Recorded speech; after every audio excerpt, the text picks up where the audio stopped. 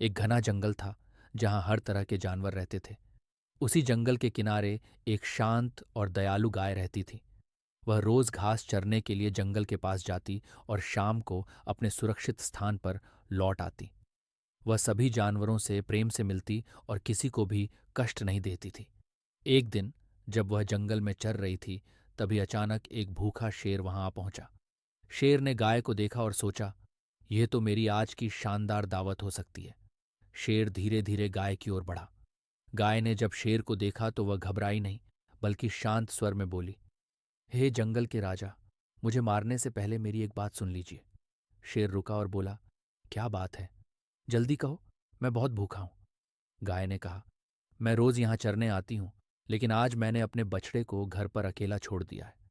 अगर आप मुझे कुछ समय दें तो मैं अपने बछड़े से मिलकर वापस आ जाऊंगी। फिर आप मुझे खा सकते हैं। शेर को लगा कि गाय उसे धोखा देकर भाग जाएगी।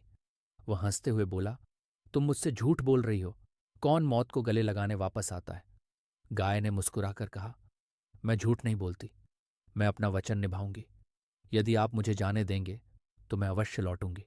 शेर को गाय की ईमानदारी पर संदेह हुआ, लेकिन उसने सोचा, अगर यह सच में वापस आती है तो ये मेरे जीवन में पहली बार होगा जब किसी ने मुझसे किया हुआ वादा निभाया होगा।